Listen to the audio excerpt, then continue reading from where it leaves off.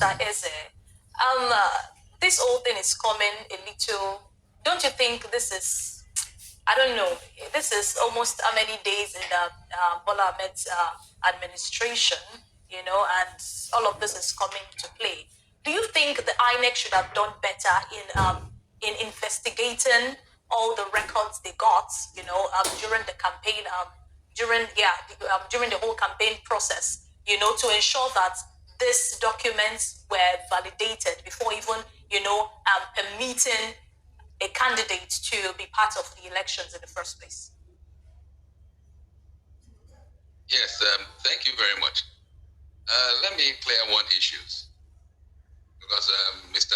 Fahad Tunke, I didn't get the name itself, but apologies, I didn't want to slight you by calling you a man. I didn't know the name. That's okay. That's okay. So well understood. Yeah. Okay, sir. Yes. So the fact is, it was a document presented to INEC. Yes. Yes. But the owners of that document, have they acknowledged it as theirs? No. They have actually said they don't have anything like that. That means a forgery has occurred. Yes. Now, what he's talking about is how the Nigerian courts will take it. A forgery has occurred. But with regards to referring to some Nigerians as net citizens, it's unfortunate and it's insulting. A Nigerian is a Nigerian. Whether you are in government or you are in position or you are on the internet or you are wherever, a Nigerian is a Nigerian. There is nothing like net citizens have to work, whatever. Now, for our own sake, the question you asked was, should INEC have done a better job? Certainly. But the candidate himself should have ensured he did a good job, because how many candidates do we have for election? Several thousands, tens of thousands. INEC cannot be spending all its resources going to Chicago, going to Boston, going to Gabarungala to look at certificates or results. So INEC has a presumption that even the political parties have done their due diligence before submitting a candidate's records to INEC.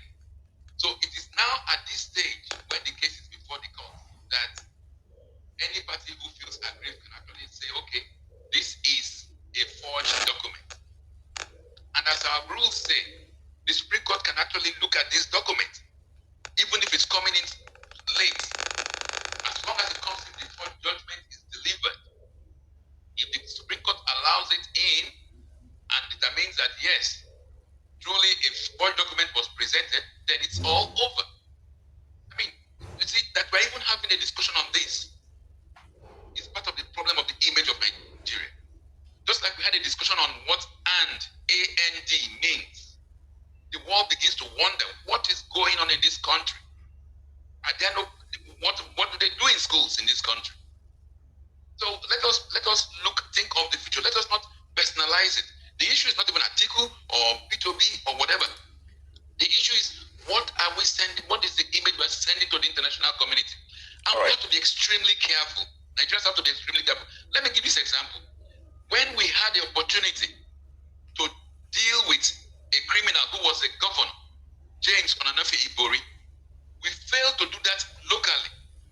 We had to allow this issue to go to the international community, and it required a court in UK, in London, and the police to arrest him in Dubai before the same person who we are calling His Excellency in Nigeria was put into jail. Is that what we want to pass Nigeria through again? Let us tell the world that we have a system that works. And the beauty about this process is this: with what the so-called, what my friend in the studio calls net citizens, what is achieving is this: the world now knows that millions of Nigerians are opposed to forgery and fraud and are ready to come out and talk about it. All right. If we had all kept silent and kept quiet, may I interrupt you at this point and still ask you this question? Are Nigerians really averse to forging papers? We know that it's not news that a lot of Nigerians alter their ages, especially those that are looking for civil service jobs. They alter their ages so they could stay longer in service. Isn't that the same thing? Isn't that forgery? Now, Yes. having said that,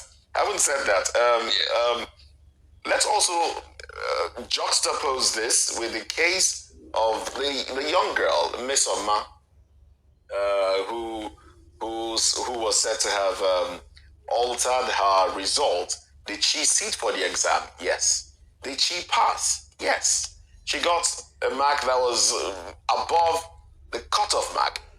And then did she alter it to be, to appear as the highest goal, the highest score, the highest scorer? Yeah. Yes, she did.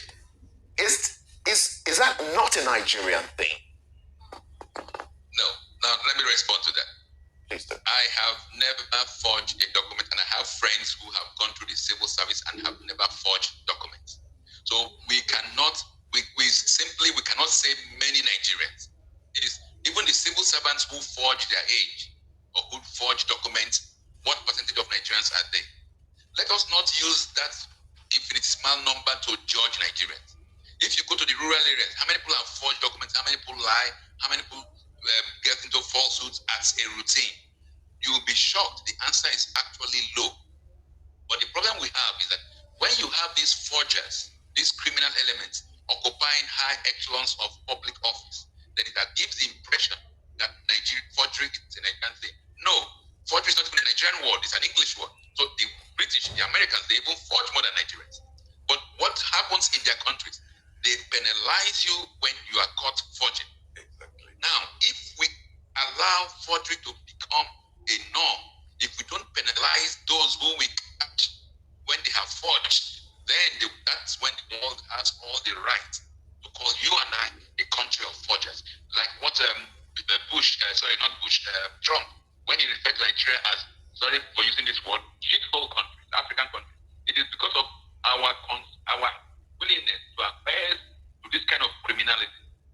We are using this opportunity now to tell the world we are not shithole country. We are a country of upright people that want to punish criminality and forgers. So this is a unique opportunity for Nigerians to tell the world that we're not who you are. So if we're able to prove, if we're able to make sure that our law takes hold and punishes a forger who has used unscrupulous means to attain the highest office in the land, then the world will doff off their hearts for Nigerians. But if we miss this chance, then my dear, we can forget about Nigeria. Already the consequences are playing out, and more will play out. If your green passport was a problem before, now even Cotonou, Benin Republic will demand a DNA of your parents before you travel. If it is allowed that somebody who forged his document sits in Aso Rock, attends Nigerians meeting and represents us. My dear, can you imagine this? If the president in this situation, when the facts are known, goes to any foreign country, and with the normal things now, you have the time for question and answer with your host country. Guess what will happen? Sir, how did you forge this document? How did the Capital State University says the document you presented was forged? That becomes the issue, and not investment, not opportunities, not diplomatic protocols. The question everywhere Mr. Tinubu goes now will be, sir, what happened? How did you get these signatures? Who is this third party?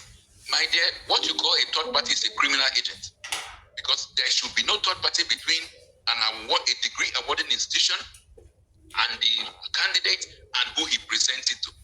Any third party is a criminal. So stop calling. Let us not beautify criminality. All right. When you use the word third party, all right. people begin to wonder. Let's get the views of perspective. Yes. I'm happy you are so patriotic for a Nigerian. I'm also a Nigerian. I'm proud of Nigeria. It doesn't matter